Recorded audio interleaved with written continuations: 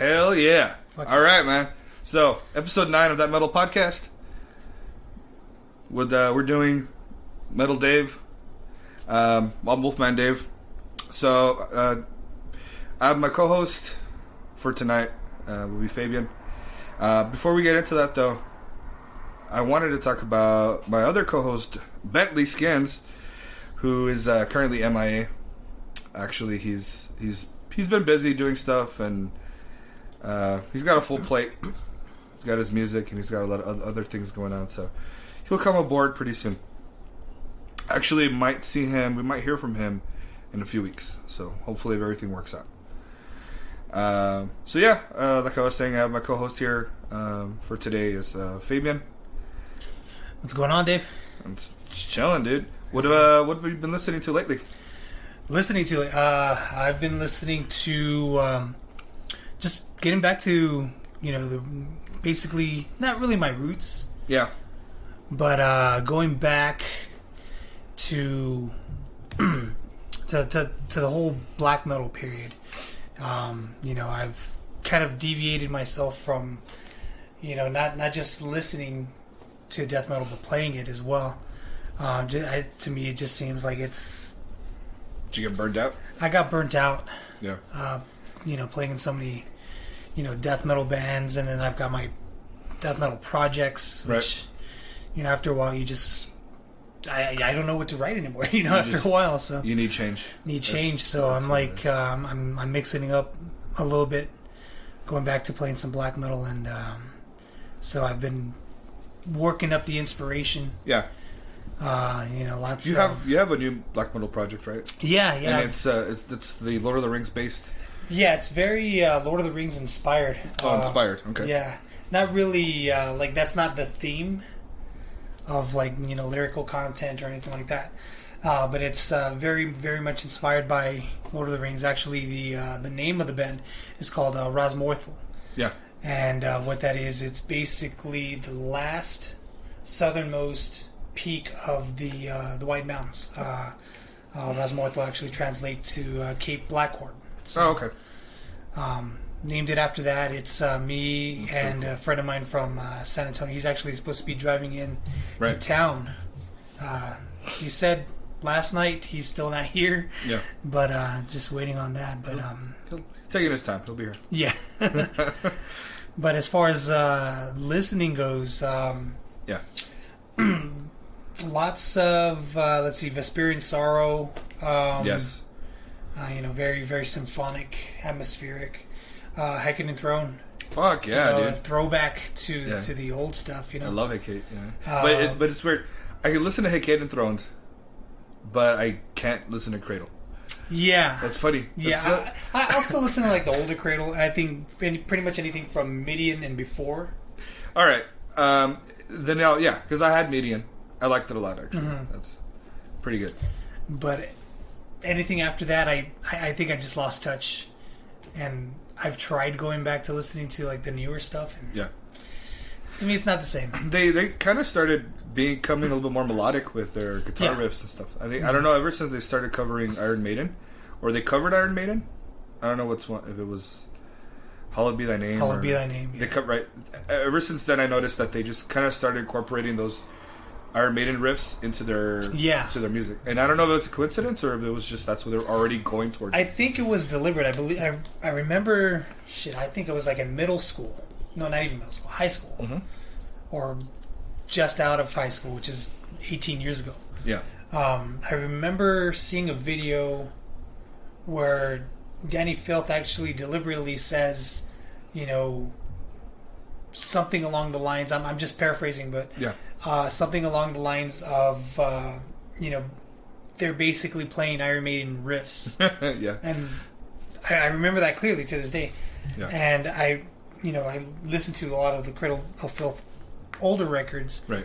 And you could definitely tell this would definitely work as Iron Maiden song. Oh, okay. So I think they were maybe trying to emphasize that type of vibe more. Yeah. And maybe that's where they just went with their newer stuff. Could be. I mean, because that's what it sounds like now. I mean, that was maybe two albums ago, maybe a couple albums ago. Haven't really paid much attention to them lately. Yeah. Anything else you've been listening to? Let's see. Vesperian Sorrow. Cold World. Very atmospheric as well. Yeah.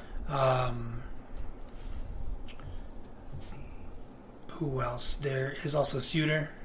Or I don't know how you would pronounce it. I think that's how you'd say Suitor, it. T. Yeah, it's Suitor. S-J-U-D-R. Yeah, I think it's Suitor. I mean, it has to be. Yeah.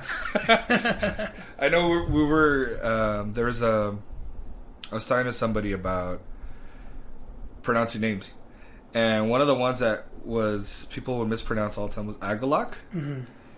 It was also who was it? So apparently,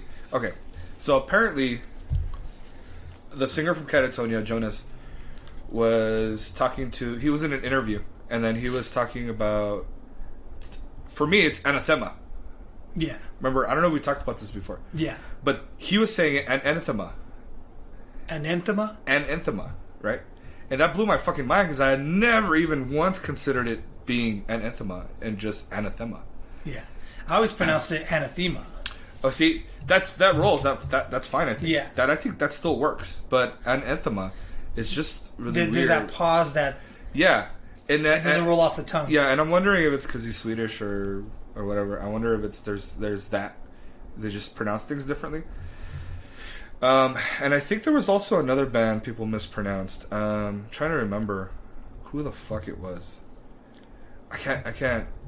But I was out in actually I was out in Phoenix the other week and watched Behemoth and fucking At the Gates, dude. It was a bucket list band for sure.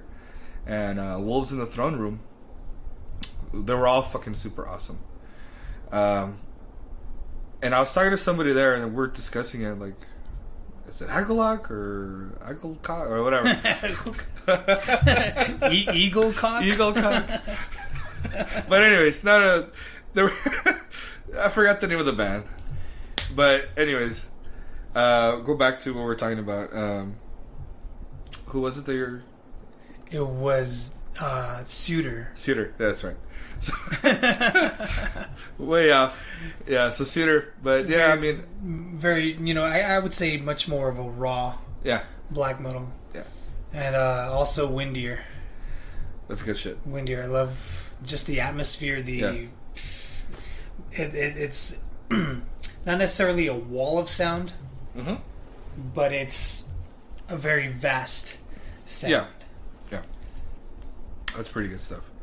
I think lately, I'm still on that Skeleton Witch. I was listening to that with you on the way. It's to me, it's just fucking killer, man. I'm telling you, it was a complete departure of what they were doing before. Yeah. Before they were very, just thrashy. Black and thrash. Yeah. So they kept, which you can still hear. You can still hear some thrash in the new album. They got rid of their singer. They got a new singer, and I don't know if that's ultimately what led to the change. The guy sounds fucking killer, man. Yeah, he sounds really good. Sounds killer, and I think that might have been the inspiration to say, hey, man, maybe we gotta write some more raw stuff, Yeah, because I mean, look at the whole album is just totally different. Like, if you listen back to back from this one to the previous, it's just completely fucking different. It's great. I think, and I was discussing this in the last podcast. I kind of feel like they might change their name. Think so? It would be wise for them to just completely rebrand themselves and start over with a new name. And continue doing the same. If they're going to be doing the same sound, yeah. And my reasoning back was saying that the people who are going to go watch Skeleton Witch, they're probably don't like the new direction. A lot of people, right? So because you're going to be those fans are. They're not going to be accustomed to that kind of. They might not be. They might not dig it. And let's just say maybe it's half and half. Then that's fine. They should just keep their name.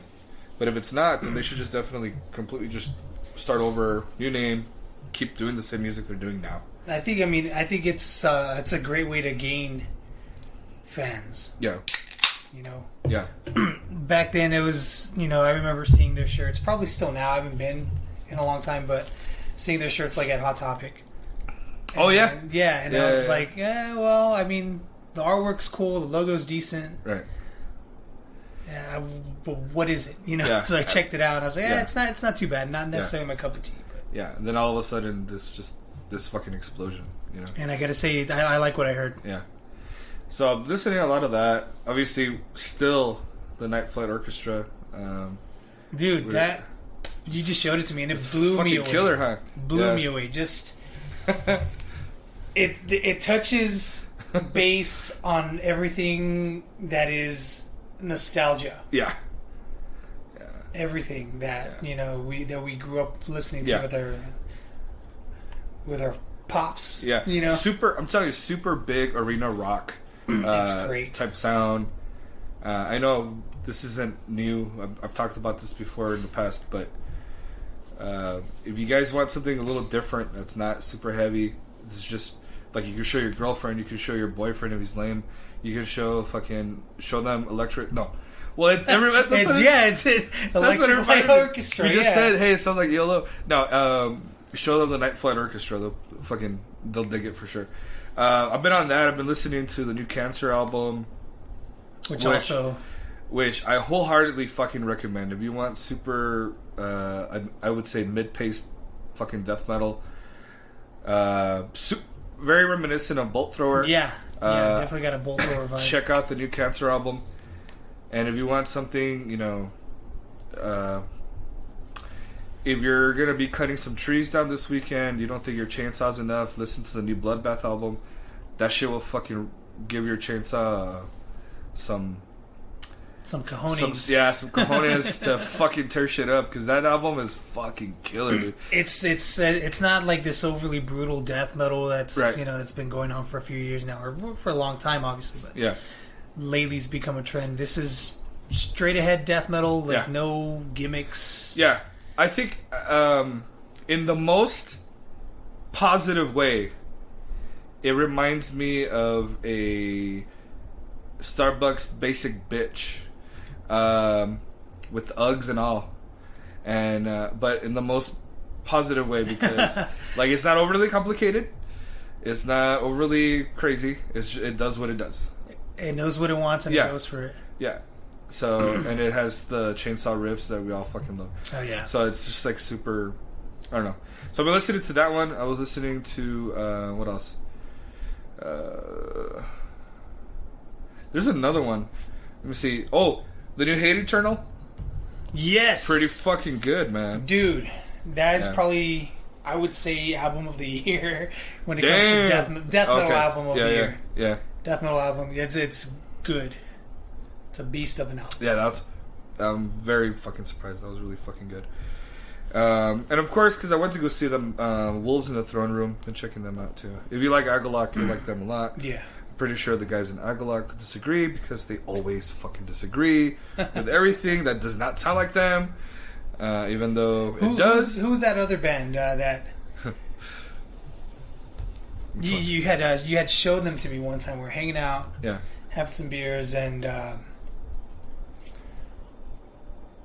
can't remember what the name of the damn band was, but you showed them to me, and apparently they disliked that band. Agalloch disliked that certain band that you showed me. Yeah. And I was like, but it sounds pretty much like Agalloch. I don't remember. It was a long time ago. Yeah. Like maybe 2 years ago. But. Yeah. Shit, I don't remember. It was, I don't know. It could have been... Shit, it could have been anything. I don't know. But I was like, it sounds exactly... Well, not exactly, but... Yeah. It's up that alley. Yeah. So it's just funny that we're talking about that, because one of the things that I wanted to discuss today was, now that things are getting kind of cooler and colder, I'd say, at night, and that calls for a bonfire, that calls for having some beers outside and just chilling, because we're used to the fucking heat that sucks. Yeah, warm cigar. Yeah. In my case. Yeah. So, like, for me now, I've been looking a lot into, what are the things that we've been listening to while having a bonfire? what are some bands that we like listening to? What are some bands that we would recommend people listening to while they're having a bonfire? I think they can go in a lot of different directions, but I think this is more for those, those brisk nights. Yeah, those brisk nights. It just reminds me of being out in the, camping or out in the forest somewhere. These are the type of bands you'd want to be listening to. Personally, not everybody likes that, but if you have not heard any of these bands, I completely recommend you check them out. You might dig them. One of the first bands that I always talked about, it's obviously Agalok. I think that's the prime band. The prime example of like, hey, let's have a bonfire. All right, cool. What are we gonna listen to? Don't worry, dude. We're just gonna put on Agalok. Yeah, and it'll be fine listening to like their entire discography. Dude, for me, Agalok is anytime it rains, it's overcasted. I don't even know if overcasted is a word. Overcast. Yeah. Even fall, winter weather. Obviously, it's just it has that vibe. Yeah, and then this past 2-3 weeks, we've been getting a lot of rain, dude. Yeah. We out where I live. Yeah. It flooded pretty good. Yeah. So really. Yeah. So just for those who aren't sure, we're out in El Paso, Texas, or West Texas. It's West Texas. The only city in West Texas. Pretty much. The only actual city. The real city, yeah. The only real city in West Texas. Before I forget, I want to urge all of you listeners to please share, to like, to leave comments on That Metal Podcast Facebook page, on iTunes. We've been kind of screwed over because apparently somebody hacked, or they were they wanted to mess with the hosting site that I'm with. So it's called Podiant, and these hackers broke into it, or I don't know, not necessarily hacked into it, but they fucked with the analytics, the numbers that people, the play count and whatnot. The play count, the downloads, everything. So they kind of reset everything to people's listens and downloads or whatever. So that's going to be fucking with a lot of other podcasts' bread and butter and their fucking money and whatever. And that sucks. So mine was reset. So mine was set back to, I think, September 1st or some shit like that. Oh, shit. September the 3rd. I don't know. Something like that. So it sucks. And I feel like I've regressed so much after that. So now I feel like I need to start over again.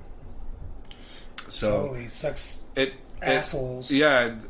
I mean, this dude's just nothing better to do, I guess. But anyways, we were getting people from all over the world, man. And then now I find that we're actually getting people in Sweden. Oh, like, that's fucking cool, dude. Hell yeah. People, and I love Sweden. Like, fuck yeah. It's like, hell yeah, listen to us, dude. Anyways, so that's really cool. Anyways, I just wanted to point that out really quick, that you guys share, and you can find us on YouTube, Twitter, Facebook. I don't know where else. I think that's pretty much it. And obviously iTunes and the actual website itself. Yeah. It's That Metal Podcast. So, yeah, we're talking about Agalok. I think it's it's a very perfect bonfire, sort of cold night. You're chilling with your homies. But there's other bands too. I'd definitely say Agalok would be the starting point. Yeah. Honestly, I think if you don't have anything else, that's it. That's the band. But I mean, obviously, there's going to be these purists, these metalhead elitists. Elitist. Like, I'm only going to put on Morbid Angel's demos and fuck you, man. Like, I'm only going to put on Death's demos and nothing else. And like, fuck you, dude. Like, whatever. So there's other bands, right? One of the first ones that I want to recommend, not even recommend, it's just like what we listen to. And Alcest. This is a really fucking good one. Alcest, definitely. I mean, not necessarily the same exact vibe as Agalloch. Definitely very influenced. Yeah. But it has this. It's dreamy, man. It's dreamy. It's beautiful. Yeah. It's just beautiful. Clean vocals. Yeah, and it's they have this it's a shoegaze, right? Shoegaze sort of post metal, post rock sound. Yeah. The French, fucking French bastards. They're so good, man. They are. They're so good. Are. It's because and they're dangerous too. Because like I listened to them, and I drove somewhere, and I don't remember how I got there. You just went on a journey. Yeah, dude. I went on a trip. I don't know how, and it just happens. So be mindful. You know, it happened to me. I'm not the only one. I'm sure. Right. I'm pretty sure I'm not the only one it's happened to. So they're perfect. I think maybe they're good for. Yeah, they're one of the good Bonfire bands. I would definitely say so. Yeah. Even just if you're in a listening mood, just to listen to something that's not going to be overwhelming with the raw, death metal vocals or blast beats or anything like that. Yeah. Just to listen to something, I would definitely say Alcest would be a great listening. Oh fuck yeah, band. for sure, dude. That's definitely one of those bands that, and he still growls though. I mean, he still does all that stuff, but it's just sometimes it's just not in your face, super intense, overly aggressive. Where you like, again, I think that could be a good introductory band for some people who are not too sure about metal, right? I think. Or not sure about the extreme. Yeah. The sides, on that end of the spectrum, it's a good band to start with. I think one of the main bands that I also want to point out is Death Heaven, and I talk about them mostly because their new album I think is fucking outstanding. We're listening to a little bit today. Mm-hmm. And I think, to me, that album is one of those albums that it kind of flies under the radar. And I believe, I'm trying to figure out the name here. Let's see. The name is Ordinary Corrupt Human Love. Ordinary Corrupt Human Love. And that's the newest. That's kind of a hodgepodge of feelings right there. Yeah. Ordinary, yeah. So I think that's. I think that was. I said hodgepodge.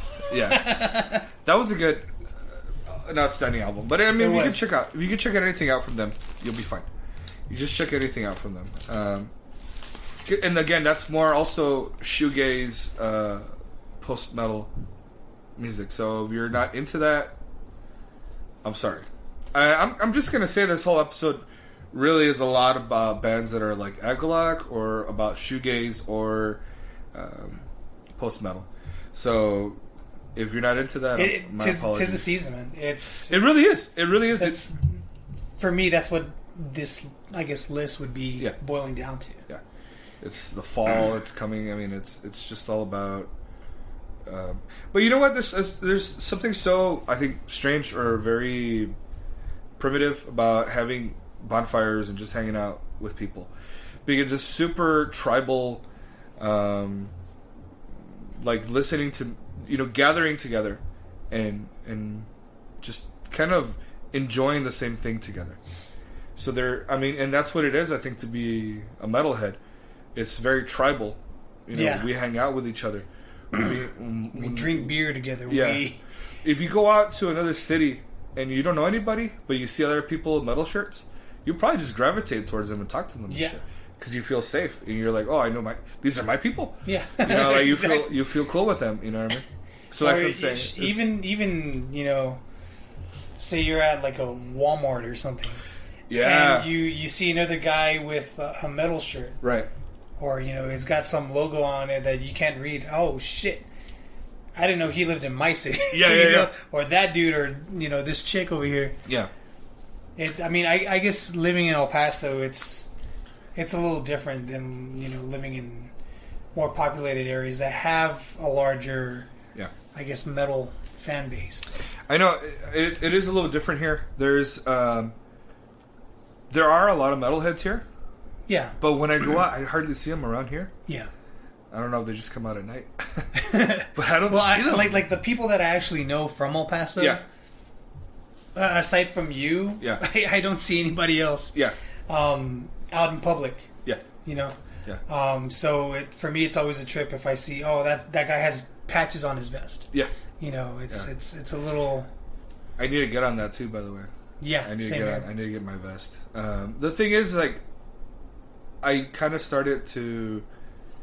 I spoke to you and your wife about this, that I felt like I was losing my identity when I started working at the school that I'm working at, you know? Yeah. And, you know, you gotta wear polo shirts and, you know, kind of, you know, slacks and stuff. Be very professional. And after a while you start losing, like, I would rather just keep wearing that instead of switching to to wear my metal shirts. Mm-hmm. You know? And so I kind of hated that because I started feeling like, man, I'm not me. I'm not who I am, you know. And one of the things that got me back to feeling back to my, you know, normal, I guess, was I was listening to his sister, like usual, right? But I heard I Am Me. I don't know if you heard that one. And he talks about, like, this is who I am, and just accept it. You know? Is that's a newer track, right? No. It's one of the older ones, yeah. So, I am me. That's what he says. And I mean, it obviously I had always heard it before, and it always resonated with me, and I always loved it. But one day it just kind of meant more. It just meant more, and it really made me realize not to give in and just be all casual and proper, you know what I mean? And be who you're fucking meant to be. Yeah. Because then, who the fuck are you then if you're not? Like, you're just some shell, you know what I mean? Yeah. And that's not cool. I don't want to be like that. Right. Actually, I went through the same kind of identity struggle there. Right. I've always had long hair. Mm-hmm. Then one day I decided, you know what, I need a change. I need some kind of change in my life. Yeah. And I thought a haircut would be the answer. My hair was past my ass. Yeah, I remember that. Yeah. And I chopped my hair off. I had like an undercut. Basically, I looked like fucking Nergal. And my wife cried about it. She hated me with short hair. The second the dude at the barbershop just went like that with the scissors, it was over. She went outside and cried. Yeah. And I left it short for a year, and I was like, no, this is good. This is good. And then after a while, I was like, this is not me. Yeah. So I grew it back again, and it seems so trivial, right? Because it's just hair. Oh, it's gonna grow back, right? But along with that, you feel like you lose a sense of who you are, right? I remember, like your powers just left you. Yeah. I remember a while back, I was asked to shave my beard for work. Fuck no. Right. And I was talking to different coworkers, and I was just like, no, I don't really know if I want to do that, because that's like, what else do I have left? I already shaved my head as it is, and I really want to grow my hair, but then I might end up like Nergal, like, which is okay because he pulls it off somehow. He pulls it off. He pulls it off somehow. I don't know if I could do that, but yoga guy. Yeah. So like, shit. Who am I to judge? I do yoga too. So. But I don't know. But I don't know, man. Like, I kind of feel like I wonder if I should grow my hair out. You know. Also, I thought about it. Well, to go back, I was like, yeah. Well, should I shave my beard? And I was asking some coworkers, like, no, fuck no. They're like, that's who you are. Like, that's your identity. That's, you know, your beard is what kind of people know you by. Yeah. The bearded guy. We got the popo outside. Oh shit. Yeah. Nah, it's the usual. It's a Saturday, man. So I kind of feel like I would not have shaved it anyways, even if they told me, "Hey, do it." You know, they asked me, and I said no. And if I was told to do it, I would not have done it anyways. They felt like it was a distraction, or yeah, there were some people who didn't like it. They didn't appreciate it, I guess, and they weren't too happy about it. And so they talked to the powers that be, and I was like, and then they talked to me, and I was like, ain't gonna happen, bro. Yeah, hell no. So, anyways, but back I have shaved my beard. I leave a goatee, you know, but I have shaved my beard for, let's say, job fairs or for whatever, and I keep it really short. The goatee is super, super short, you know. Yeah, it's just like tiny, just super, you know, cropped or what, I don't know what the hell they call it. Super short, just trim. Yeah, but not anymore. I'm not gonna do that anymore. Fuck that. So then I was thinking, oh, I'm gonna grow my hair too, man, because I feel like I'm not a metalhead if I don't have long hair, you know. And then it's like, hey, there's bald metalheads too. Look at Isan from Emperor. Yeah, but I mean, it took him forever. I mean, yeah, he look at Philip from Pantera. Yeah, in the 90s. Holy shit, the pictures that he had in the 90s. His hair is long, he shaves his head. His hair is long, he shaves his head. His hair, like, all the time. Like it's a fucking wig or something. Yeah, like, and his seems to grow fucking fast. Yeah. Because, like, you can see it between albums. Like, short, bald, short, bald. Like, and it's long, like bald, and then it's like long, 3 feet of hair. Yeah, yeah. I don't know how he. And this is like within like a year and a half time span. That motherfucker just would do whatever the fuck, and I was like super jealous of him because of that. Like, how are you just able to do that on a whim? I'm just gonna shave my head, and it'll grow back, but it grows. But it grows back like So I was always super jealous of that. Not anymore because he's an asshole, but. Like, still, the ability is pretty cool. I don't know if I would look like, what's his face? Devin Townsend? If I were to shit, because you don't have the skullet going. I don't have the skullet going. I think I would look more. I forgot who. I was talking to Gonzo about this. I forgot who. I would say. I don't know. You look like fucking Lestat. The vampire Lestat. That's funny. Just growing it with a beard. Yeah. Yeah, because. See, but. What. At what point where you're like, fuck, like. You look kind of weird. Like. The hair starts to kind of grow out strange. At what point? You know, did I feel like how did you feel? Like I started growing my hair back and like it looked all fucked up? But the thing is, you wear hats, dude. Yeah, I'm not gonna be able to do that. Yeah, you know what I mean? You know what? There was I got to time it. There was a point where I had already started growing my hair back, and I did this like little photo shoot, whatever, for one of my bands, and I swear to fucking, I look like Buttercup from fucking Powerpuff Girls because my hair's like right here. Yeah. and naturally my hair splits in the middle. It's always done that shit. Yeah. So it's like right here, like just past my chin. Yeah. And I look ridiculous. I look like a corn kid or something. with a fucking Devourment shirt. Yeah. With one of those hardcore death metal. Yeah. That's fucking funny, dude. But you put on a hat. I could put on a hat. Yeah. For that picture or that photo I didn't put on a hat. I just left it because I was like, oh shit, well, I've got long hair now. Yeah. I want people to notice, hey, he's got long hair now. Yeah. So, yeah. Which was stupid because I should have never done that photo. It looked dumb. I don't know about, but I might grow my hair one day.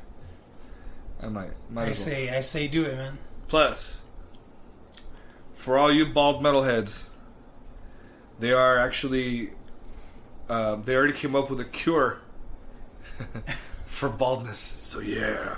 Did they? Yeah. Yeah, it's no longer the implants. Or? No, it's an actual legit cure. But it's not. I think 2021 is the release date, because right now they're doing trials. Cool. So I think that's pretty fucking cool. I mean, it's about time. Yeah. Right. So I think I'm gonna probably just grow my hair anyways. Fuck it. Or I mean, I could just wait till that. It's only a year. A couple of years. Yeah. Fucking who cares? I mean, it's no big deal. 2018 is almost over anyways. I know. It's fine. Yeah, it's true. It's almost about a year away. Yeah. So it's not a big deal. So, anyways, but those are. I mean, that's just like superficial. Like it's like I know it doesn't matter, but it just kind of makes you feel like you want to be part and become. It's like a uniform, you know. Like you just want to be part of it. Yeah. You know, and while I do see a lot of people who have shaved heads at shows and everywhere, we're in the minority. You know what I mean? So it's still kind of. It's still one of those things where. I still say having like mid-length hair is the minority, like the true minority, because for me, I see it as bald or long hair, true metalhead. Oh, okay. And then you've got that one guy who's got his hair like just past his ears, and it just kind of looks goofy. Yeah, I think there was the dudes from. No, it wasn't Incantation. I forgot what it was. The bass player, the guitarist, fucking shaves his head. Dying Fetus, John. There's Gallagher, right? Yeah, John Gallagher. There's him. He has a bald head. There's a lot of He's people. a cool motherfucker too, man. Yeah. Love that guy. There's a lot of... Had several beers with him. Yeah. There's just a lot of people out there, I guess. In bands, big bands that are the shithead. Yeah. Anyways, I don't even know how we even fucking got into this conversation. Yeah, I think it was the primal thing. Yeah. So yeah, well, I mean, it's true though. When you know, we all have to have this thing where we get together, we eat together. I mean, even looking at food and cuisines and just like looking at it overall, like even that, like there's just something about it, I think.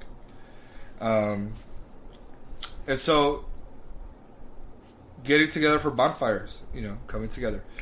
I think another band that I would say that's perfect for it was Harakiri for this guy. Had a kitty. Yeah. For this guy. For this guy. We had a kitty for this guy. But yeah, I think they're easily one of the most underrated bands out there because I would say they're definitely 100% under the radar. Yeah. And I think they're fairly new. I think they've been around for about 5-6 years maybe. Yeah. They're fairly new. If you really like Agalok and you're missing Agalok, this is probably the one band you want to listen to. Yeah. Because that's like. Or if you love Agalok, but you're kind of in the market for newer stuff. Yes. Or something along the same lines. You want to explore. Then this Harakiri is the perfect for this guy. Yeah, Harakiri for this guy, perfect. Seriously, man. And again, I don't care what the guys from Agalok say because they do hate everything that, you know. They don't hate everything, I'm sorry. They disagree. Yeah. When they're like, oh, this sounds like Agalok. They're like, no, it doesn't. No, it doesn't. And it's just like, all right, whatever, dude. It does. It's all you meet them, shake their hands. Yes, it does. By the way, yeah. Get the last word in. Just get it in, take off running and shit. You're wrong. So yeah, Harakiri for this guy, perfect. There's another band called Fen, F-E-N, and I know a lot of people. That's a new one for me actually. Yeah, Fen is also. I think you showed me Fen like a few weeks ago. Yeah. Fen for sure is also another one of those bands I think that kind of fly under the radar. Again, perfect for those cold winter nights. Pallbearer. Now, Pallbearer, I think the newest album came out last year, and I'm trying to find the name because I know Pallbearer have a really fucking cool doom. Not necessarily doom. Actually, I don't know how to describe it, man.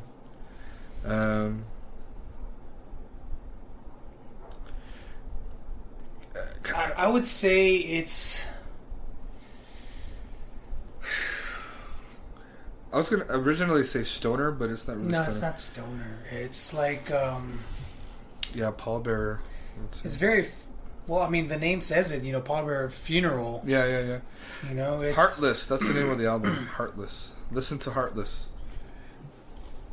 Again, I guess if you're listening to stuff like Agalok and shoegazy, you'll like pallbearer. Although they're a little bit more, they're not as atmospheric, I think. You know, one band, it's not mentioned there, and I don't know if I've ever shown them to you. It's actually, I think don't quote me on this. I believe it's a one-man project. Mm-hmm. Might be two guys. It's a band called Silence of the Old Man from Mexico. No, I've heard of it. Silence of the Old Man. It's very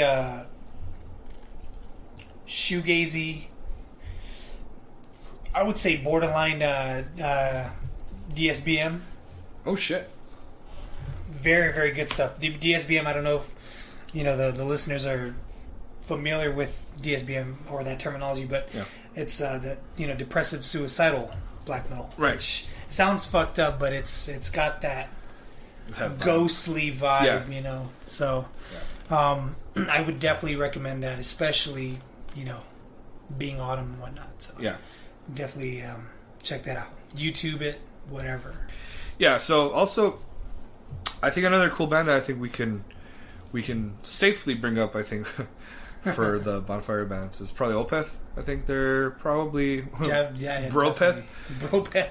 I think they're easily one of the most one of those bands. Later albums would be Nopeth. So yeah, there you go. Definitely. Fucking oh man, I'm sorry. I know there's a lot of you who really love. God damn, what was the name of those albums? Because we don't listen to those. Yeah, I don't fucking listen to them. Let's see, Heritage. Holy fuck, that sucked so bad. Sorceress was okay. It was alright.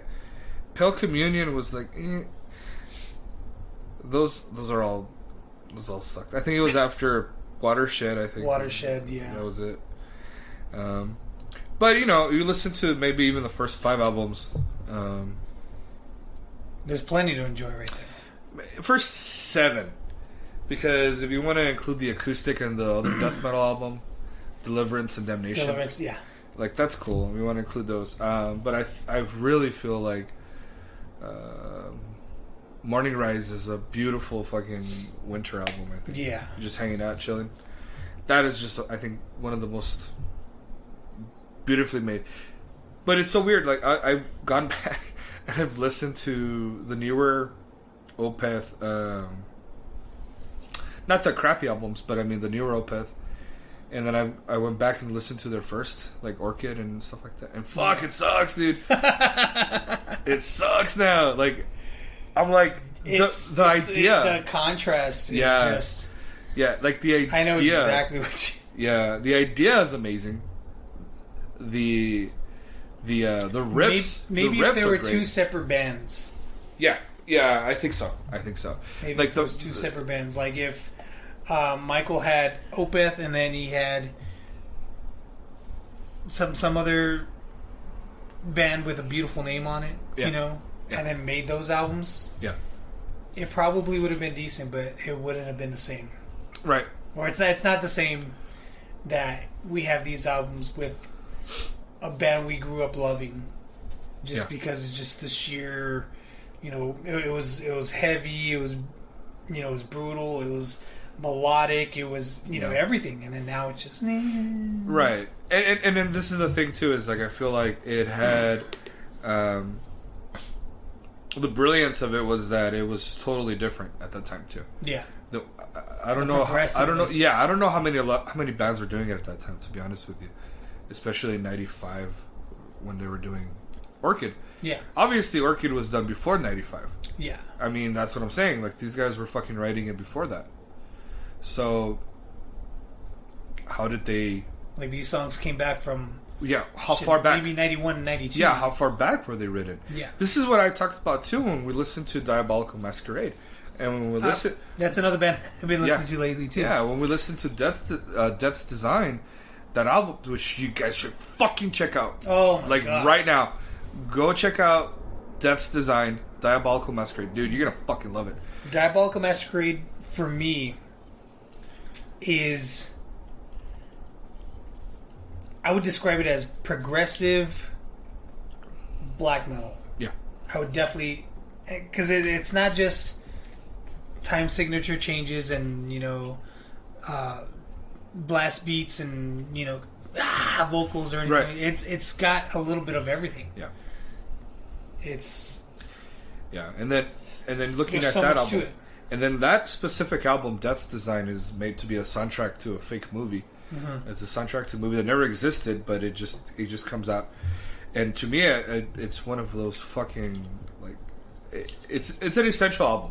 Yeah. In other words, you need to have that.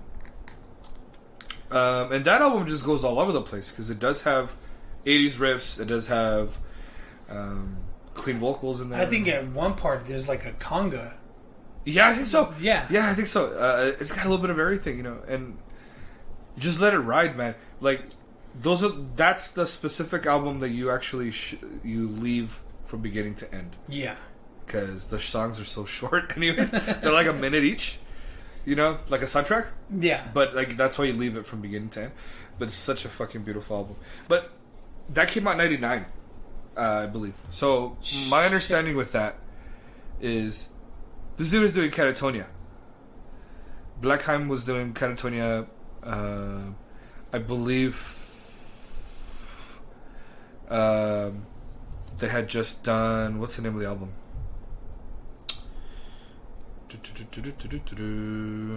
They had just done Discouraged Ones. And right before that, they had done Tonight's Decision. Or I believe it was Tonight's Decision. It was during that time. Yeah. So they were already writing these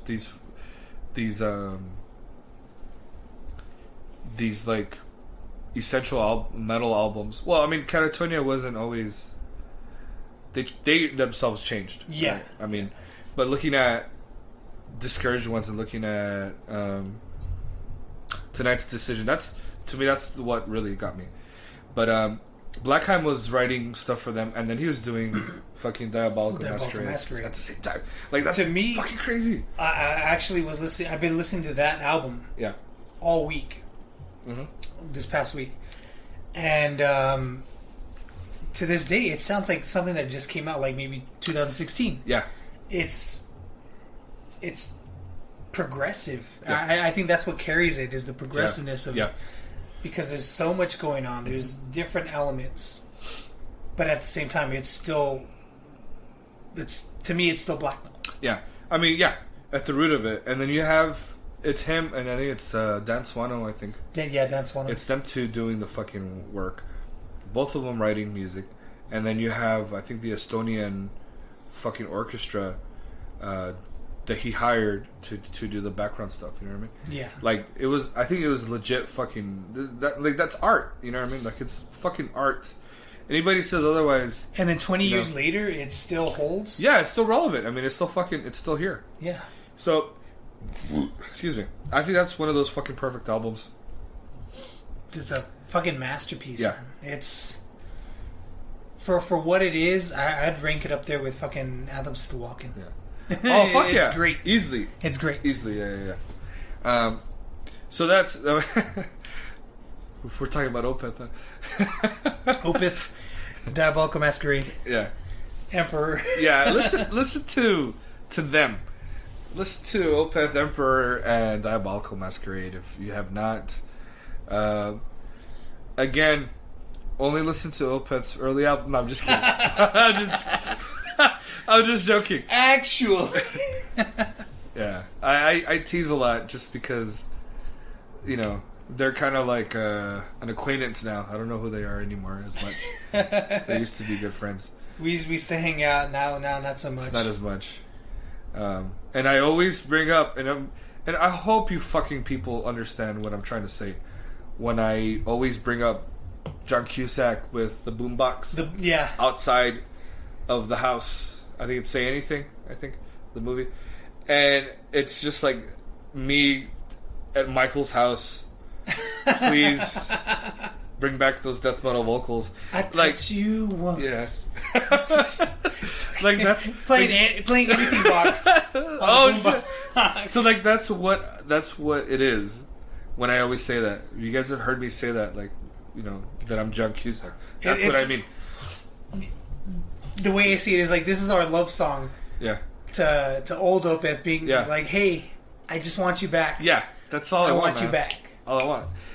You know, he could do his prog, rock prog, all that shit, but do it on the side, bro. Do that shit on the side. Solo project, studio project, whatever. Yeah, like I'm so sure all your fucking homies were really, like they all wanted to do the same shit. Get the fuck out of here. That's why all these fuckers left, because they already knew, oh man, Michael wants to go in this direction. He's fucking crazy. I got bills to pay. Yeah, I'm out of here. So, well, they ended up making the wise decision now because they're making big bucks. You know? Yeah, so no. I guess if you got bills to pay. Yeah. Well, it is what it is. Yeah. But speaking of things that suck now, we have. You're talking about the new Slipknot song. Oh, I have not heard it yet, so. The new Slipknot. I guess it's been. I'm not a fan of Slipknot for whatever reason. Had to let that one out. But the new track just was released. I believe it was last night, or if not the night before. Right. And I was like, oh, okay, well, I'm gonna check it out, give it a chance. So I checked it out, and it sounds. I don't know, as a Slipknot fan, or if I were a Slipknot fan, very underwhelming. It sounds like Stone Sour's slightly older brother. That's what it sounds like. There's no, I mean, it's the new song is, it's catchy. Yeah. But there's no punch or kick to it. There's no reason to get pumped up about it. It's just one of those songs that you're probably going to end up skipping if you buy the new Slipknot album. Right. It's trash. There's even a video to go along with it. Right. And it takes place. I guess what seems I kid you not, I saw maybe about a minute into the video. Yeah. And from what I saw, it seems like it's a bunch of high school teenagers in those zip-up painter's costumes from, like, the True Value or, like, fucking... And they have, like, these really cheaply made masks. Yeah. And they're on a school bus. The school bus stops and everybody's like, fuck yeah, it's Friday. And then they mosh to the song. The guitars sound weak. The drums sound fucking weak. It's weak. Yeah. Weak. Weak sauce. Weak sauce. Damn. And I could not expect anything more from Slipknot. Yeah. Well, that's what's to be expected, I suppose. That sucks, man. And I know there's a lot of people who will fucking eat it up anyways. Yeah. People would just fucking eat it up anyway, so that's... I mean, if you looked it up right now and you went to YouTube and looked up that video... Yeah. Look at the comments, man. It's like, oh my god, this is brilliant, or this is the greatest shit ever. They eat it up. Yeah. And I read some comments. Yeah. Yeah, and as you know, as a fan of not just metal but music in general, I gave it a shot, and I was like, God damn, this sucks. This is fucking horrible. But I guess I need to check it out because I kind of felt the same way. Like, I think I owe it to myself. I mean, if I'm already checking out, like, I'm trying to listen to the newer things that are out these days in terms of pop music or rap or country or whatever, I really do give it a shot. I try, and it's not because I need to know what's out there. I have to know what's out there. Yeah. Like, I'm very curious. I need to know what's out there.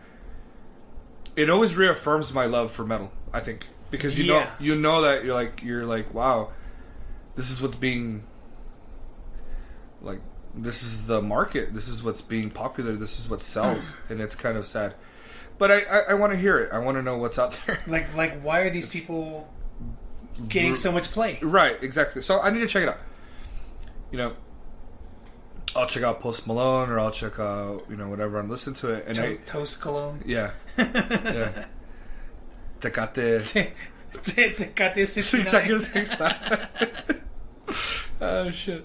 But, you know, I saw... Take a shit 69. Yeah, I saw pictures of people with their kids for Halloween, and they put them as...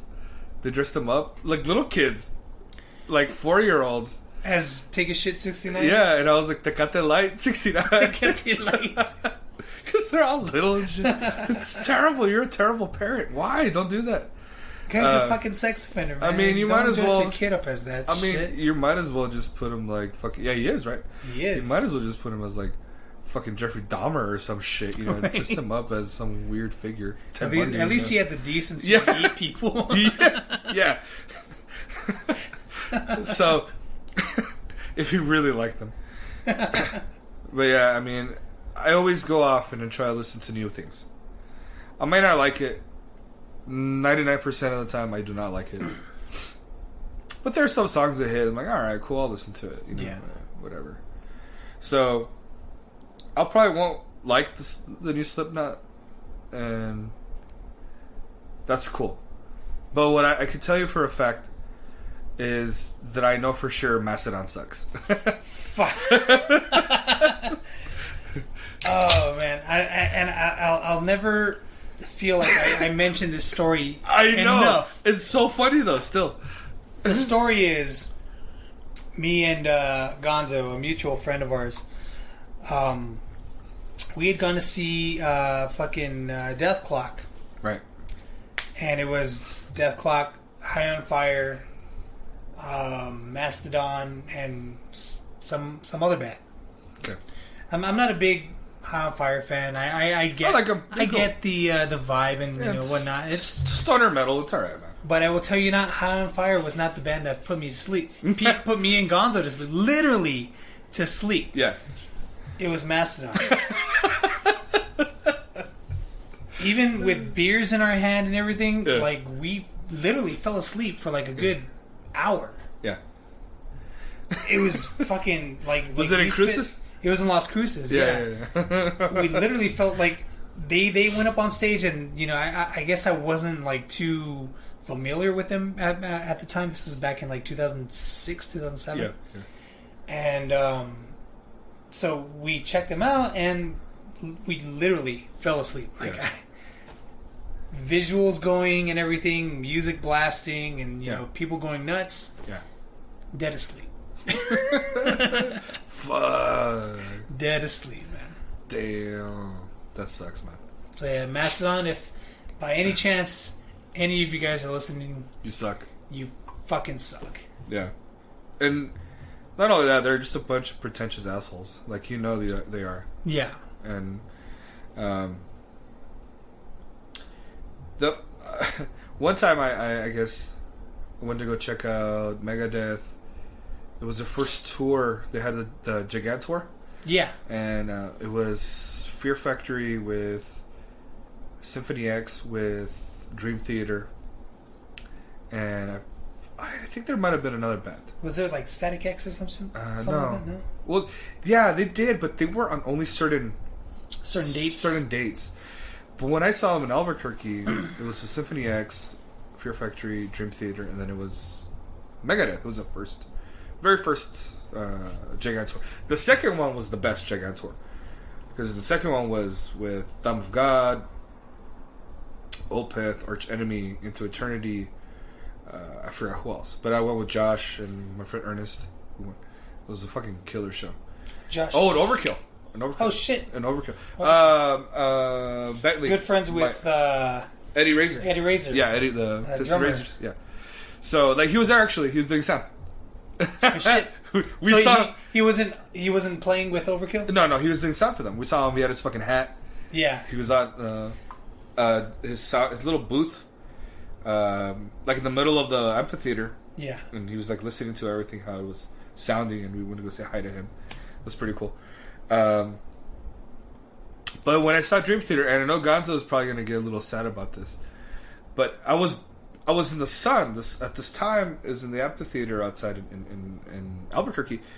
The sun's just beating up on you, man. And I was drinking. My buddy Ralph, we're just drinking, and it's just like, oh, dude, the sun's getting to you after a while, and like, finally, when Dream Theater started playing, the shade came over us in the seats that we were, and it was Dream Theater, and I like them. Don't get me wrong, but I fell asleep. I knocked out during their set. No shit. Yeah. Oh man. And it was funny. I mean, I'm a Dream Theater fan as well, but yeah. I love them, but I fell asleep, and then I don't know if it's just because it was relaxing or whatever, but the fucking it's because it was nighttime. And... No, it was just jerk off session one after the other, man. Yeah. The guitarist jerked off. Fucking what's his name? I forget the bassist name. Ming or no? No, no, he's a keyboardist. I keep wanting to say Tim Young, but that's Morbid Angel. That's the other Chino guy. Yeah. So the Asian dude, they all had solos. Yeah, keyboardist. So even Jordan, Jordan Rudess, yeah, he had, Portnoy had his, the big buff motherfucker guitarist. He had his. Yeah. I know. I forgot his name. I just know he's a big buff motherfucker. I forgot his name though, but and then but it's still James. I mean, James didn't have much to do. He just fucking yeah. After he sang his songs, he just went out to the side of the fucking stage and just chilled. He didn't have anything else to do. Yeah, I mean the songs are 20 minutes. It's so. Yeah, they're already 20 minutes. Yeah, he just talk about a good gig for him, right? But we're just jerking off and typical look what we can do, and I'm just like, that's cool. And I just knocked out, dude. I didn't really care anymore after that. So that sucks. And then my buddy Ralph was fucking poking ass getting ready, so we only cut like 2 Symphony X songs, so that sucks too. Oh, that sucks. Yeah. So I kind of feel like I didn't really see them. Like I really gotta try to see if we could catch them again. Yeah. Because they're fucking heavy, dude. Yeah. Fucking Michael Romeo is just Michael Romeo, dude. Amazing guitarist, dude. One of the best in the world, I think. Fucking underrated. Another underrated band, I think. You ever seen his what is it? Young Guitarist videos, Japanese like web magazine kind of thing, DVD. No. Young Guitarist, what it is Japanese, kind of like a Guitar World. Yeah. That we have here, and they usually feature like an accompanying DVD, and they give you like guitar lessons. Oh, this is Yngwie Malmsteen, and this is actually Yngwie, or Yngwie,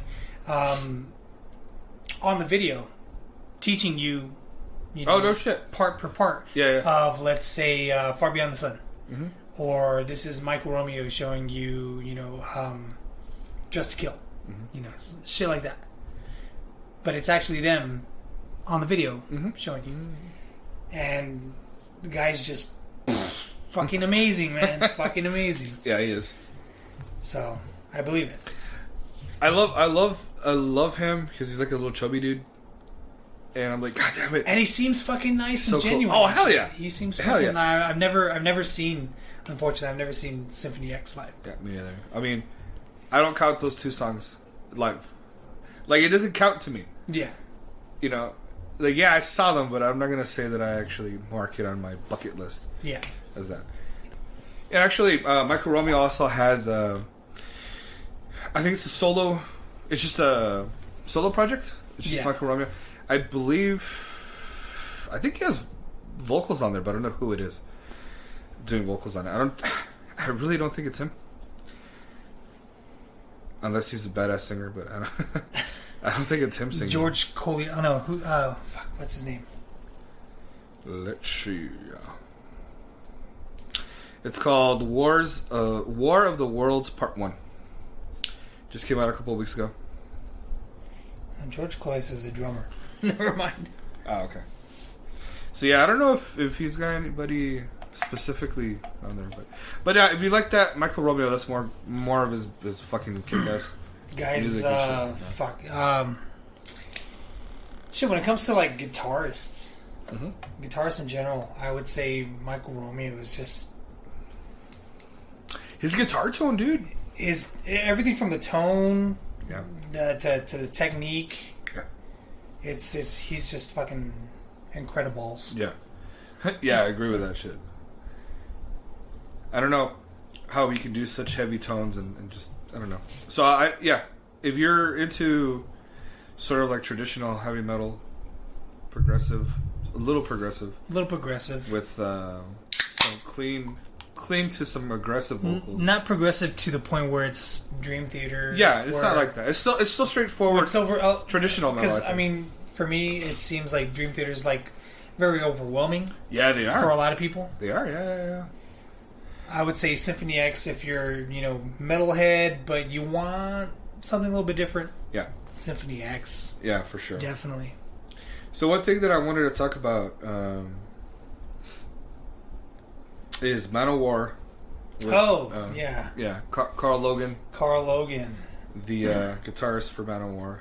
And this is kind of disappointing for me because I'm like really I love Manowar, I feel like that's like one of the like true last bastions of true metal. Like when you listen to like their fucking albums, you get pumped. The number one reason why I ever wanted to look like fucking dress up like fucking Conan, was fucking Manowar. Like the covers, the album covers, right? And I got kind of bummed out when you hear fucking this dude's like fucking child porn and all that stuff, and I'm like, no, say it ain't so, like. Now I don't know the full story. I guess I've only seen like headlines or whatever. But how did all of this come about? Like as far as like, how was it discovered that hey, this dude over here is looking at kids? I don't know. The one thing that I could tell you though is I'm wondering if the other guys knew about it. I'm kind of questioning that. It's interesting to see how it all came about. But I first read about it. I read about it on Metal Sucks, and I was like, "Oh, great! Fucking Metal Sucks, stirring the pot." Yeah, they're always just about stirring the fucking pot, man, because that's all they do. That's the thing that they do. Like, I think where I saw it was Livewire. Yeah, Livewire came out with it too. Like Livewire. Loudmouth, I think, is another one that I saw. Blabbermouth. Yeah, Blabbermouth. Yeah, I'm sorry. Loudwire, Blabbermouth. Yeah, Loudmouth. I think that's me. But I saw them, I saw that whole situation there, and I was like, that fucking sucks. I don't know. I think he was getting investigated, for a while. Because right now it's still in the allegedly. Yeah, because he posted bail. Yeah. Like, he's out and about right now. So, I mean, in New York. Yeah, it could somewhere. But, even then I saw Metal Sucks and I was like, oh, great. What else? Who else? What other career do they want to ruin? Because that's what they like to do. And then, they're fucking with Slayer, Tamaraya. He's apparently releasing or talking about some political shit. And, some people didn't like what he said. So, Metal Sucks is like, they're there. Oh, we're gonna make a fucking story out of this. Yeah, we're gonna get a story out of this. Because they have to feel like they're like the only publication on earth to ever has the scoop. Yeah, that they could do that shit. Like and it's they'll insane. pick one little thing and blow it up. Oh fuck yeah! So much clickbait on their fucking page. Yeah. So and I'm dumb too because I'm like I fucking fall into that trap. But it's not just that. It's not that they exaggerate on oh so and so did this or this guy said that. Yeah. No, it's literally like I guess the way I see it is like, okay, so what if some musician has an opinion on something? Right. Is it a fucking a call to make fucking a story and blow it up to something that gargantuan proportions. Yeah. For example, the dude from Decapitated. Well, them. The band. The entire band. Sorry. The entire entirety of fucking Decapitated. They were all accused for months. Yeah. And I mean, these guys automatically. I mean, I think they were supportive of them, but still, to me, major headlines like that. Still, these guys are always in the forefront. They're always out there. Let me give you the prime example of why I feel like these guys are full of shit and always trying to stir the pot and go against what other people think. Yeah. These guys were talking about another publication called Pitchfork. They reviewed the new Greta Van Fleet album, which I fucking hate that band with a passion. I've only seen memes. Yeah, I fucking hate them, dude, with a passion, dude. And apparently that other publication, Pitchfork, gave the album a 1.6 out of 10. Okay? So, that's pretty fucking low, I think, on any scale, I think. What if it's Sun or Suno? 0.5. 0.5? Yeah, I think, with anything that they make. So, but no, yeah. So, the reason I said is, so they talked about Pitchfork. And they're like... Greta Van Fleet. Metal Sucks talking about Pitchfork, and Metal Sucks is talking about the new album for Greta Van Fleet. How it's not that bad. They don't think it should be given a 1.6. Excuse me. They're talking about how Pitchfork has the right to... yeah, sure, it's cool, whatever they say. They're not entirely wrong and this and that and whatever, but we kind of think, like riding the fence here. Yeah, but we think it's not that bad and blah blah blah, even though we don't like them either and blah blah blah. They didn't even have to go and talk. They didn't even need to do this article. They just wanted to have this article to piss other people off, to click on the article so they can make more money. Clearly to me, this is one of those articles that were made just to piss people off and be like, Metal Sucks? What are you thinking? Why are you even saying this, Metal Sucks? Let me check it out and let me read why you say this. Because either way, people are going to fucking click on it. Exactly. And you get your paycheck. Exactly. Yeah. And that's what I fucking hate about these guys. It goes the same thing that, Metal Sucks has always been known like, Fred Durst, greatest vocalist, greatest frontman, or, shit like that. Yeah, stupid shit like that. Just to get people to click on a link to talk shit about it or to defend it. Exactly. Either way, it's like any publicity is good publicity. Yeah, and to they ride that dick hard. Yeah, I'm not a fan, just simply because that's just how they're set up. I guess that's just how they are set up to make cash. And I've seen like your posts about not necessarily ranting about Metal Sucks, but like I see like when you do post on your personal page like about Metal Sucks, and it's true. It's true that they are literally, going back to the initial statement about this, is like they stir the pot just to fucking fuck with people. Yeah. They like to get people upset. Yeah. And then in turn that person clicks on the page, on the link, on whatever. Well, I'm gonna go say something, and yeah. Yeah, and just by doing that, boom, you're feeding in. And these guys are... I mean, if you really think about it, it really is brilliant in the way they fucking did that, the advertisements and the way they get paid and just the way they do everything. Like, it's pretty brilliant. I just think it's kind of low class, roach class. Roach class, yeah. It's super roach class. I don't like that, but, Breaking Benjamin, most anticipated album of 2018. But that's not true. Chevelle. It's straight garbage. They're going on tour with... yeah, it sucks. With Seether. Yeah. Oh, fuck. And I think that's an actual tour. Holy shit, man. I think that's an actual tour. Oh, man. Who'd have guessed? Dude. Metal sucks, probably. Metal sucks, right? Oh, man. Set it up. Straight trash. Any like bad story or whatever, you can already imagine. These fuckers are already on it. They're like the tabloids, you know? Yeah. Because if you listen to Blabbermouth, Loudwire, all of them, the frequency of them posting articles or them posting anything is nowhere compared to Metal Sucks. Metal Sucks has to release some sort of bullshit like every hour or every fucking few hours. They're releasing something stupid. Yeah. Constant. And every time I see it, it seems like it's run by like a 15-year-old kid. Yeah, it's these two fuckers that are on there, man. I don't like those two dudes. And whatever. I think in terms of what they're doing, it's more of what they personally like versus just actually telling the news. Unfortunately, like just report. Right, and this is unfortunately the same thing we see with like CNN, Fox News, and all those things, where it kind of goes biased for one direction, one way or another. It's the same thing with these guys because they're the owners, pretty much. They're the ones who, run and are Metal Sucks. But how?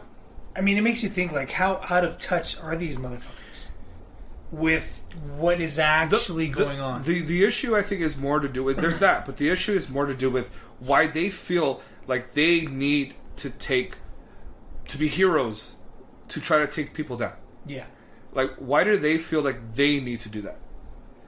Ultimately, it was them and I forgot who else. And Eddie Trunk. They need to be the fucking white knight.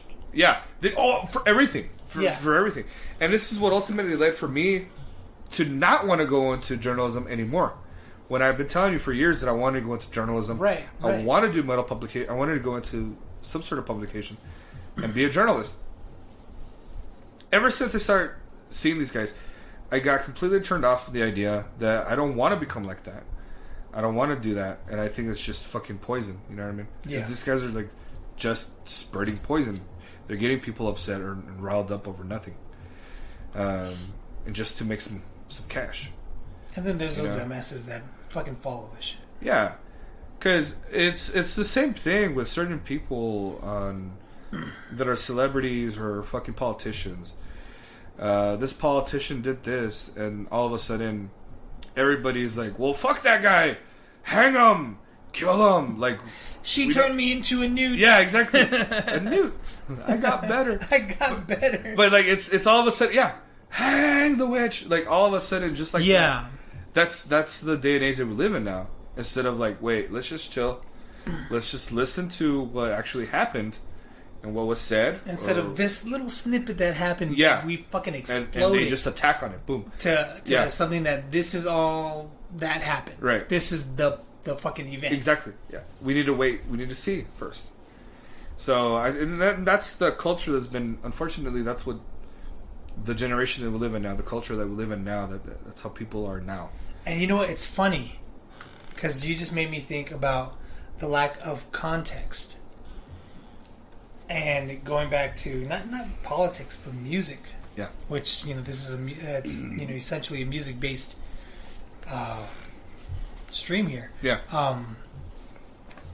Nowadays, music lacks context. It's always especially popular music. More mainstream music. It lacks context. It's whatever little bit of not necessarily feeling, but topic. You have, they'll make a 3.5-4 minute video or song about it. Where you have bands like the ones that we mentioned earlier that expand across everything. Not just you're my lover girl or shit like that. It's Kiki. Like what the fuck is that? Or what's this Gucci Gang shit? Something that doesn't even exist. And then you have music that expands on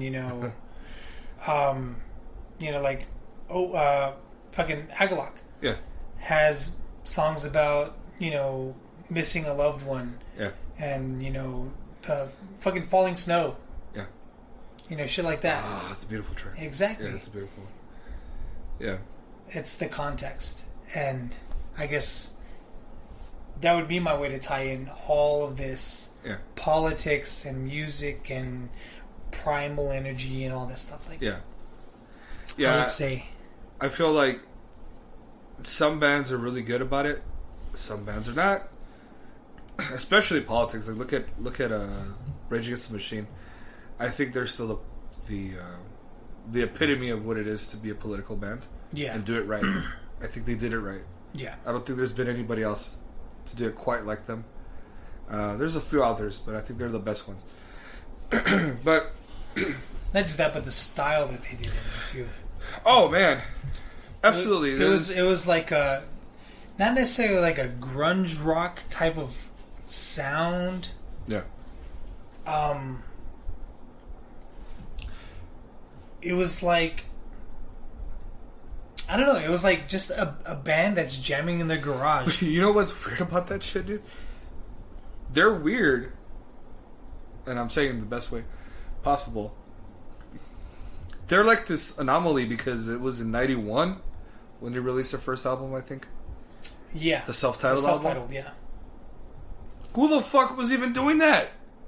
I don't think anybody was. I don't think anybody was either. Like to that extent, I mean, there's probably been, like, the Cranberries who, wrote about, whatever war. Yeah. Or, stuff like that. Yeah. But nothing political to the point where you're pointing your finger at the president.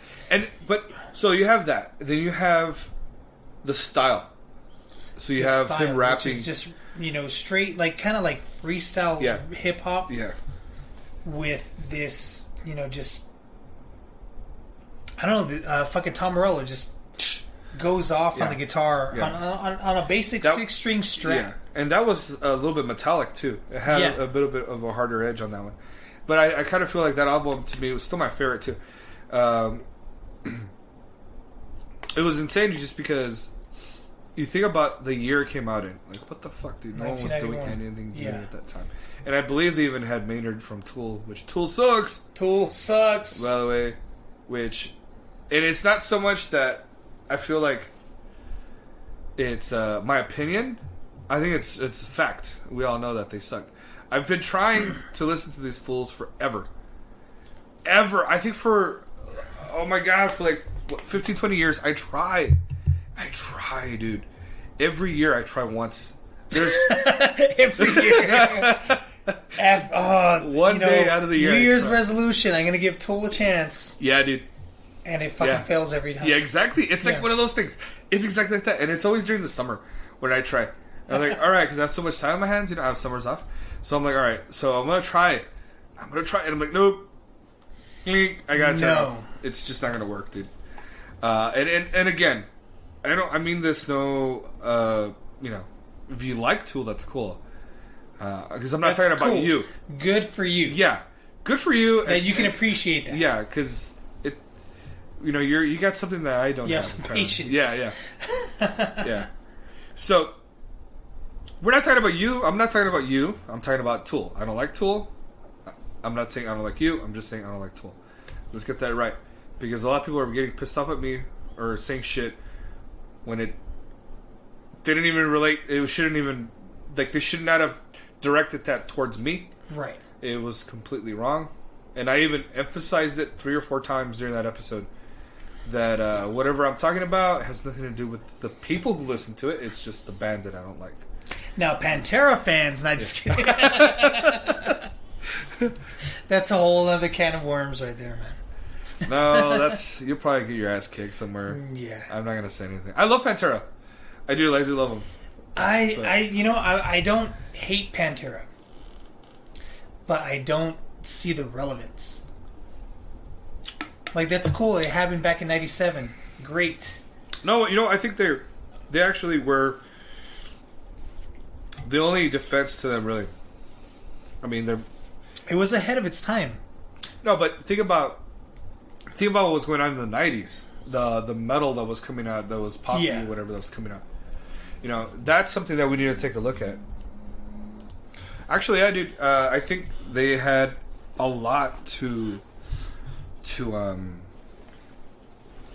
show in the 90s, because a lot of the rock and a lot of the metal that was coming out during that time was changing. A lot of the stuff that was changing, like look at Anthrax started changing. A lot of different bands started to change their sound. Korn was out. There were a lot of different things happening. Yeah. But Pantera kept it stable in terms of they were constant on what they were doing, consistent in what they were doing. And the amount of I guess from 90 to 96, you know, they released 4 albums in that year, in that time frame, from Cowboys, Vulgar, Far Beyond Driven, and Great Southern Trendkill. Each one got progressively heavier. Yeah. Like, it just got fucking heavier. When they released the Great Southern Trendkill, I think that still holds up to this day. I don't know what other album that they made, because when you listen to, I forgot what it was. Far Beyond Driven. In 98, 90, Reinventing the Steel. That one fucking sucked. Yeah. They regressed so much in that album. They went the kind of like they took the easy way out. Yeah, fuck yeah. Dude, I mean, Great Southern Trendkill was more like a fucking death metal album in comparison. That shit was, I mean, not necessarily a death album. Not necessarily, but like the vocals were fucking brutal, dude. I mean, it was just, in comparison, it was a fucking killer album. I would say Great Southern Trendkill lyrical content, yeah, I think is by Pantera standards is top notch. They were hitting on a lot of different things. They were deep. Yeah, they were hitting. They were fucking deep. Yeah, they were hitting on a lot of different things that they weren't as much.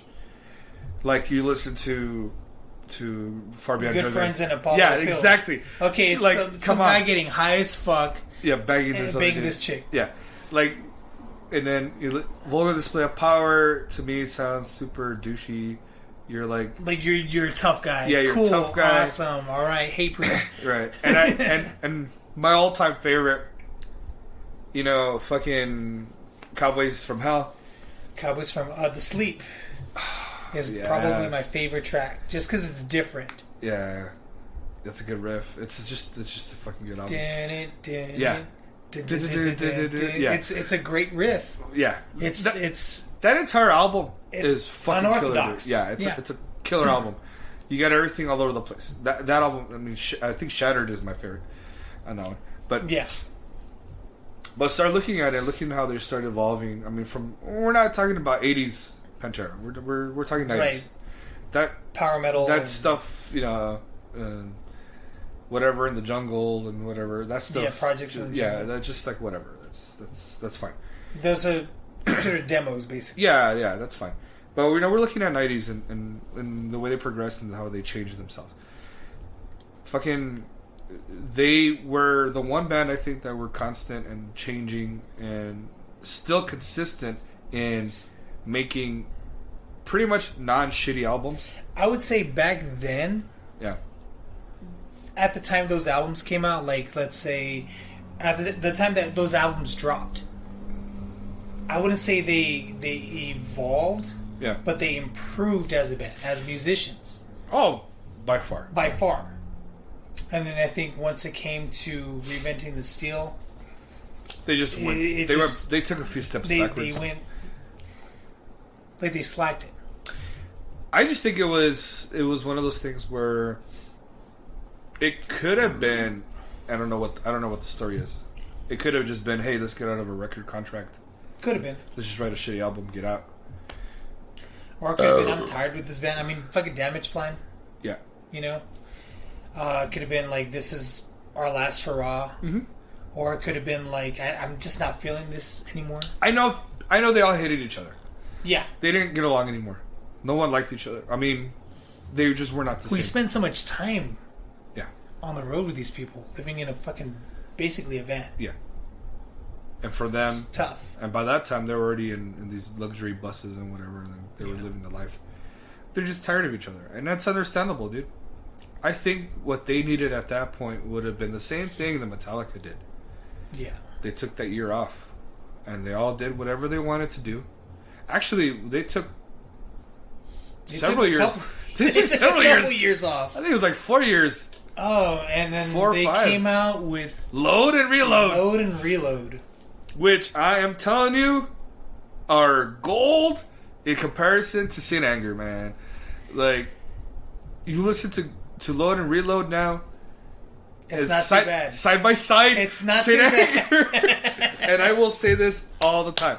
I say this shit. People are like, I know it's an old story of mine, but that's the truth, man. You keep talking about it because it's truth. Because it happened, dude. If everybody fucking experienced it, everybody went through the same shit that you did. Yeah. When listening to fucking Load and Reload. Yeah. And then St. Anger came out with a fucking trash can lid. Yeah. Oh my god. I mean, I would expect the trash can lid to be in a fucking slam. Yeah. Yeah. Slam death metal band. Sure. Album. I'll buy that. Yeah, I'll dig it. I'll take the shitty drums. Yeah, that's fine. But the songwriting, the fucking structure, lyrical content, generic. Absolutely generic. It's like they digressed 30 years. It was shit. Not even that. Maybe 40 years. You know, I probably wrote some better shit when I was 8 years old. I'll tell you that. Let me see. I want to check something out with Megadeth. So St. Anger came out, what, 2003? St. Anger, 2000, 2003. 2003, 2004. I'm trying to see what came out, you know. After that, it was Death Magnetic. No, not for Metallica, for Megadeth. Because I always kind of see, like, them rivals as, you know, obviously they're rivals, they don't, you know, and so let's say, for example... I see it as Dave sees it as a rival. You know what, dude? It could be that, but I kind of feel like... Hold on. Like it's a competition that he's the only one involved in that competition. And I think Metallica is just like, we're just going to fuck around and write whatever comes out. You know what? That's probably the truth of it all, because Dave, and that's what's probably given him all that fucking juice to write all those riffs, to make all the fucking cool music, to make everything he's doing. Because dude, his technique alone, the drive, everything that he's doing. Like, look at the Black Album, which is a killer album, man. I'm not gonna talk shit about it. It's fucking good. It's a solid album. It's beautifully produced. It sounds amazing on shitty. What do you call them? What are those things that we used to have that people don't have anymore? The fucking record players? CD players.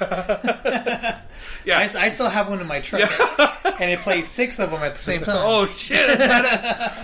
No, but like, you know, it still sounds great on a shitty CD player. You know, but during that time, they released the Black Album. Megadeth releases, and rest in peace. Rest in peace. Fucking classic. Fucking beast of an album. Yeah. Automatically, you're like, well, what the fuck? What's going on between these two guys? I kid you not. I was actually in a... I wouldn't necessarily say it would be a Megadeth tribute band, but we did Megadeth covers. We played shows on Fort Bliss. Yeah. Literally playing, basically, Rest in Peace, front to back. And God damn, for real? And I think the technique behind it is so much more advanced than the Black Album. Yeah. It was one of those albums, I think, that you could easily tell that there was just so much going on. I mean, I think it was Hangar 18, right? It's got like 6, 7 solos. Yeah. Alone in that one fucking song. They're like little leads. And they're fucking Dave and Marty are just tag teaming every time. Yeah. Every time. Yeah, dude. And you're going, you know, oh man, you see the live the DVDs and shit like that, and it's just back and forth, boom, boom, boom, boom. I saw the live in San Francisco, and I will tell you, those two together, It's unimaginable. Yeah. It's unimaginable. Yeah. Fucking Marty Freeman out there with a fucking lumberjack, fucking blue flannel. Yeah. Yeah. And it's just fucking incredible. I wish I would have gone to that show. Do you think had I been old enough? Do you think he's the best guitarist that Dave ever had? Yeah. Oh, I'm a huge fan of Kiko Loureiro. I know. Not necessarily based on Megadeth, right? But Angra. Yeah. No. I know. I'm a huge Angra fan. No. I know. But do you think, have been for years? Do you think Marty's the best guitarist that Dave's had in Megadeth? I think so. I think he is. I think so. Nobody could ever top Marty. And Marty has a way of incorporating other styles of music. Yeah. And transposing them into metal. Yeah. Like, he has a way of including, like, flamenco. Yeah. Into fucking heavy metal. Yeah. And you would never think, oh, he got that from, Spanish style music. Right. It's just metal. No, he knows what the fuck he's doing, man. Yeah. That guy's a fucking genius. Yeah, and I think what makes it even more credible or pretty awesome for him is that he just kind of, I don't even think metal is his main love. It's not. It's other things, like he's doing what he lives in Japan. He lives in Japan. He teaches in Japan. Right. He does game shows, cartoons. He does all kinds of shit. Yeah. In Japan. Right. So he's not even American anymore. Yeah. We're talking about Marty Friedman, guys. If you guys don't know. Talking about Marty Friedman. Yeah. And so the guy is. Shit, I think I saw one of his videos. I want to say it was like a more recent video. Yeah. Song that he put out. I want to say like 2 months ago. Yeah. And still to this day, the guy's fucking obviously just mind-boggling. But his departure from, or his sound has departed from Megadeth so much that you could tell it's still Marty Freeman. Yeah. But it sounds nothing like Megadeth. Right. Nothing like Megadeth. Right. And that's what I think is incredible. Is like he was able to move past all of that. Yeah. And not just be like a Megadeth clone. Yeah. He's doing just straight virtuoso guitar. Right. And that just it rips. It rips. So I think that's cool because you can tell Dave really wanted to hit it Metallica in the fucking gut with Rest in Peace. Like I kind of feel like they wanted to do that with every album, but I kind of feel like yeah. But I feel like you really felt it on that album, Rest in Peace. Obviously, in 2003, Metallica released Saint Anger, but in 2004, Megadeth releases The System Have Failed, which to me, I think that is my favorite Megadeth album, even though it was supposed to be a solo Dave Mustaine album. The System Has Failed is probably my favorite. I could see that album going either way. Yeah. Either way. Because it's a total... again, it's not necessarily a monster of an album, but it's so fucking catchy. It's got great songs on it, and it's a good album. And we're talking like almost the entirety. I think maybe there's one. There's like one or two that you just it's okay. Yeah, and even then they're okay. But for sure, System Has Failed is a fucking great album. But with all that being said, there's one album that Megadeth can never top. Fucking touch. Can never top. And the reason we talk about this because I was listening to it today. We were listening today, actually. We're listening today. The remastered deluxe box, whatever the fuck's version of Justice for All. The chinga tu madre version of fucking Justice for All. Yes. And Justice for All. And damn. And Justice for All will always and forever be my favorite Metallica album. Oh, absolutely. I don't like this remaster. I didn't either. I did not like it either. I don't like it. It lacks. Remember, I said it lacks the oomph. It let that punch behind the palm muting. Yeah, palm muting on the guitars. If you guys aren't too familiar, it's like when you play a chord, or especially a power chord, but you palm mute it with the fleshy part of your palm on the side. Yeah, and it makes a jun jun sound, right? Like fucking, it sounds thick. Yeah. Well, on that recording that's gone now. Yeah. And the guitars sound thin. Yeah, it sounds weak. It's pretty thin. It doesn't sound as good as it used to. We're all hoping for bass. You know, I would have happily taken that. And Justice for Jason. Yeah, right. Yeah. Absolutely. I would have loved to take that trade off. Okay, let's get rid of the oomph, but let's add some bass. Yeah, because that was intended for it to sound like that. But Lars being Lars, he's a piece of shit. We all know that with his little 4-piece drum set or whatever the fuck he has. You know, that he has now. Because compared to back then, it was like more like a 9-piece. Yeah, because when you listen to And Justice for All, holy fuck, that's just like, get out of here, dude. Anyways, that album has it all. I think you listen to, my favorite is Dyer's Eve. Dyer's Eve. You know, great fucking Harvester of Sorrow and Short Straw, and One I think is the weakest. One being the most accessible. Yeah. Song or track on that album. I think that's what probably made them like worldwide. I mean, they fucking won Grammys for that shit. So yeah, I'm saying like that's the song I think that really made them truly explode and become a household name. That was Bob Rock. You know, no, Bob Rock in 1990. Oh well, yeah, that was that. But I think when people were like, okay, Metallica, One. I mean, they even bought the rights to the fucking movie. Johnny Got His Gun. Yeah, because I have the book somewhere. I don't know. Everybody fucking knows that song. Yeah, but you're right. Once they released the single Enter Sandman, holy fuck! Everybody's like, they're calling them Enter Sandman. Yeah. And not calling them Metallica. You know what I mean? So, which we talked about before. Every band has an Enter Sandman. That's what I call it. Every band. What would be Iron Maiden's Enter Sandman? Run to the Hills. Yeah. Easy. I was about to say Aces High, but no. Yeah, Run to the Hills. Run to the Hills. Yeah. What about Opeth? Demon of the Fall? Drapery Falls? Maybe. I think Demon of the Fall. Yeah. I think because they always play it at every show. April Ethereal? If you're lucky. I don't think that's that goes too far back for me, man. Yeah. It's a great fucking track. Great song. Yeah, if you're lucky, shit. What about Pantera? Walk. Yeah. Easy. Suck my cock. Yeah, Walk is always fucking out there.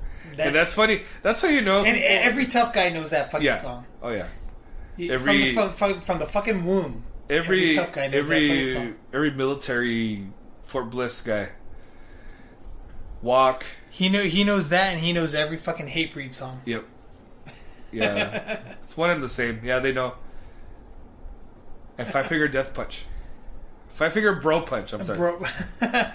You know, I can honestly say I've never listened to those dudes. You're fucking lucky, dude, because I'm not doing any disservice or anything. You're saving yourself, I think. Like you're gonna get upset.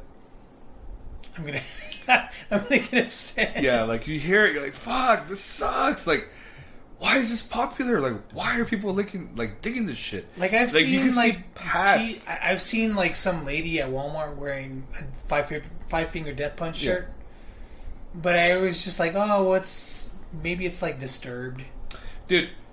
The name alone, The Way of the Fist. Yeah, the name alone. Yeah, Bruce Lee. This is one of those things where, you know, it's like these guys who drink PBRs, who wear camouflage, and they beat the shit out of their wives. That's probably the prime audience of this. Holy shit, I'm 2 out of 3 on that. I don't beat my wife. You're camo. My wife is good. Yeah. I wear camo, and I guess I'll dab a little bit. Occasional PBR. Or an IPA. Yeah. All right, that's fine. They wouldn't even know what an IPA is. Yeah. They wouldn't know. Fucking. They're Roach class, remember? Fucking Coors Light. I tease too much. I make fun too much, and they're probably gonna go looking after me and beat my ass up in the parking lot somewhere. No, it's supposed to be a fun listen. Yeah, so. But no, I'm just saying, like, Five Finger Death Punch, super juvenile lyrics and stupid. You know, I don't want. I seen a picture of one of the band members. He's like 45 years old with a mohawk. Dude, there's a guy named fucking Zoltar or some shit like that. Like the fucking machine? Yes, the fortune teller thing. Yeah. Yeah, like, it's so stupid, dude. Like Zoltar. Like, these guys are trying to come up with these fucking redonkulous names. I'm going to change my name to Shagrath. Yeah, there you go. We're going to talk about beating people up. Hey, come on, dude. Like, and every dude in the military is going to be fucking loving that shit. They love it. But I will give you this. If while they're at war and it pumps them up, then fine. Hey, well... do whatever you got to do. Maybe they should give a listen to my fucking album. Oh, yeah? Yeah? Yeah. Nah, what you got going on? Well, I have the Toys for Tots coming up December 8th. Yeah. It's my one-man band, my first one-man band performance. Yeah. That's right. It would be. Yeah. I'm excited for that. I'm nervous as hell. That's cool, man. Because, I've never performed solo before. Yeah. I mean, I've always been, like, in other bands and all. Right. But they're all going to be looking at you, man. I know. It's fucking scary. But it's going to be fun. You know, Toys for Tots here, El Paso, Texas, at the Rock House. It'll be me, my band, Bayan. Also, Signs of Abnormality. Sorry if I mispronounced that wrong. From El Paso. Beyond Terror, also from El Paso. And La Muerte from El Paso as well. And we've got some out-of-towners. Yeah. My good friends in Genecost from Arizona. Great band. Great death metal band. Malicide from Oklahoma. And Diosera from Ciudad Juarez. Fuck yeah, that's cool, man. So it's going to be a lot of fun. If you're in town, if you guys are in town, listeners, hit it up. Bring a toy. Get in for free.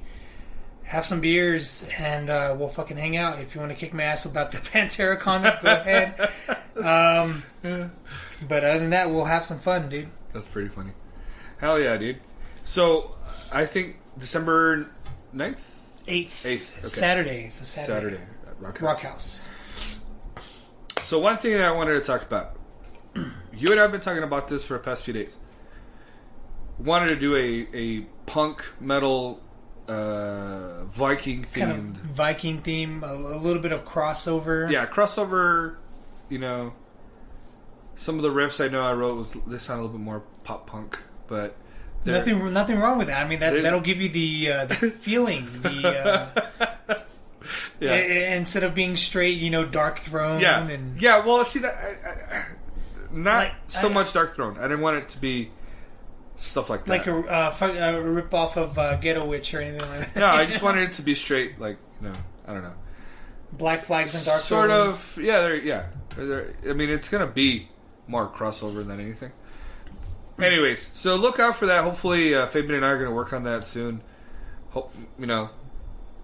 I'm not so sure if I should say the name already of the band, simply because I don't need people to steal the name.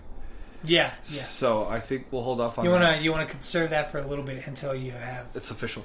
Until you have something to release. Yeah. So we're gonna hold off on that, but look out for some Viking punk crossover in the next few months. Don't be surprised I throw in some Blackened stuff. Yeah. It's gonna be a good mix. So it's gonna be myself. It's gonna be Fabian. We might get other people on board. I think Gonzo might come on board. Hopefully, we'll see. I've been telling that motherfucker. Yeah. Dude, I'll buy you a bass. Yeah. I told him like 3 years ago, dude. Yeah. Like, I'll buy you, because he had that 5-string Ibanez. Yeah. And he sold it like 2 months later. I have an Ibanez. I know he could use it. I told him, like, dude, I'll buy you a bass. Yeah. He could totally use mine. We would just get him like a fucking bass amp, and that's it. Anyways. So, we're at the end of our podcast. I just want to tell you guys, please write to me at thatmetalpodcast1 at gmail.com. Yeah. Or you can check out the videos on YouTube. You can check out the videos on Twitter. The podcast on Twitter, I'm sorry. What else? Share the shit. Yeah, share it, guys. Share it, and then if you're on iTunes, on iOS, if you're using Apple, if you're using the iPhone, or using the app, the podcast app, please give me a good rating. If you don't like it, then give me a bad rating, but tell me why. Tell me why you don't like it. That way I could improve. This is the thing that we need, guys. We need to have your feedback. Again, we were screwed over by that hacker. We need to make up for that. Also, comments, concerns. That's right. Questions, anything. Yeah. If you disagree with something that we say, tell us why. Let us know. And, we're not going to have any beef with you. Yeah. It'll be, basically just an extension of the conversation. Yeah, and if you do have questions, let us know that we can bring up on the next podcast. Also, I was going to say, if you have other recommendations, if you feel like, oh, hey, dude, Dave, check this out. Check this other band out. Or if you have, if you have recommendations for different topics for different shows, let me know. Let us know. We'll definitely hear you sure, dude, because I think that's cool. I think that's something that we need is super, like communication with the listeners, whatever. So I think that's the best thing. Because honestly, what do they want to listen to? Right, exactly. That's the whole thing. And that's what I want to talk about. I know I'm going to have one episode soon that I know is going to be controversial, but you guys can kiss my ass because it's very important, and I think we need to talk about it. It's because Pantera. You see, Mastodon, and